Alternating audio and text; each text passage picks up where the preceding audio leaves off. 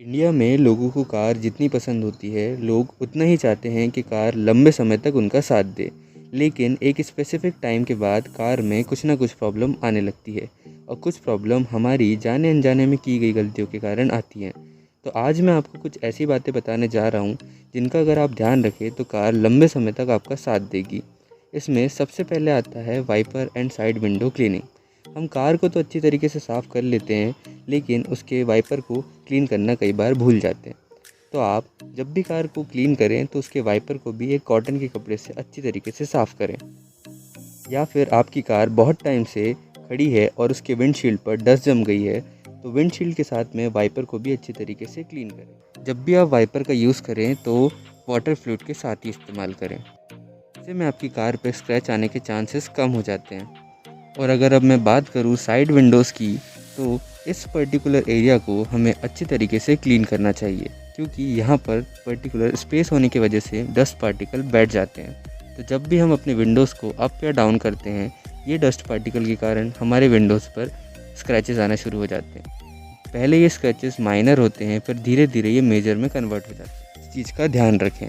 अब आते हैं हम हमारे दूसरे पॉइंट पर, जो कि है एसी का इफ़ेक्टिवली इस्तेमाल ठंड और गर्मी में। कई लोगों का कहना ये होता है कि उनकी कार का एसी उतने इफ़ेक्टिवली वर्क नहीं कर रहा। तो आज मैं आपको एक ऐसा तरीका बताने जा रहा हूँ जिसका अगर आप इस्तेमाल करें तो आपका एसी बहुत इफ़ेक्टिवली आपकी कार को ठंडा कर देगा। तो इसमें सबसे पहले आपको अपने एसी वेंट को प्रॉपरली सेट कर लेना है और फ़ैन स्पीड को 2 या 3 पर सेट कर देना है। उसके बाद चारों विंडोज़ को डाउन कर देना है और एसी की कूलिंग के टेम्परेचर को मैक्सिमम पर सेट कर देना है। ऐसा आपको 5 मिनट तक करना है। उसके बाद चारों विंडोज़ ऊपर चढ़ा लेना है और इस बटन को 2 या 3 मिनट बाद चालू कर देना है। फिर आपकी कार बहुत जल्दी इफ़ेक्टिवली ठंडी होने लगेगी। उसके बाद फ़ैन की स्पीड आप अपने हिसाब से 1 या 2 पर सेट कर सकते हैं।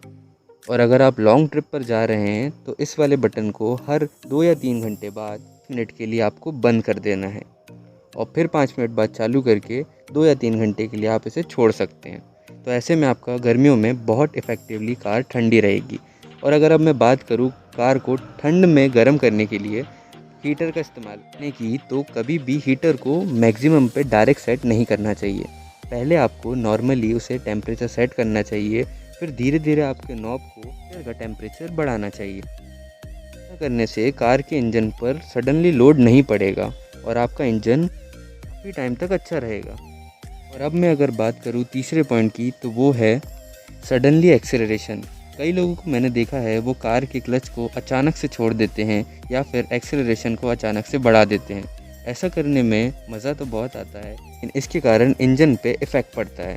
तो ऐसा नहीं करना चाहिए। प्रॉपर क्लच को दबाकर गियर को चेंज करना चाहिए और पहले गियर में हमेशा क्लच को धीरे धीरे ही रिलीज़ करना चाहिए। अब मैं बात करूँ हमारे फोर्थ पॉइंट की, तो वो है सर्विसिंग।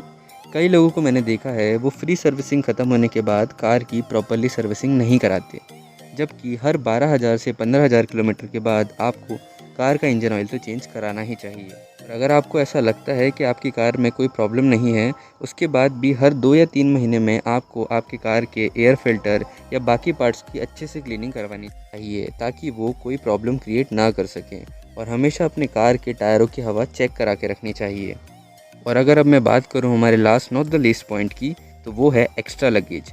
कई लोगों को मैंने देखा है वो कार में अननेसेसरी चीज़ों को रखते हैं, जिससे कार में एक्स्ट्रा लगेज हो जाता है और फिर कार का एवरेज और परफॉर्मेंस कम हो जाता है। देखो, आपकी कार में जितना ज़्यादा लगेज होगा उतना ही कार को ज़्यादा प्रेशर लगाना होगा कार को रन करने के लिए, और उतना ही आपको एवरेज कम मिलेगा। तो हो सके तो कार में उतनी ही चीज़ों को रखें जितनी चीज़ों की आपको ज़रूरत है। एक्स्ट्रा चीज़ों को कार के अंदर नहीं रखना चाहिए। तो हो सकता है आपको ये वीडियो पसंद आया हो। अगर वीडियो पसंद आया हो तो लाइक कर देना। Thank you so much.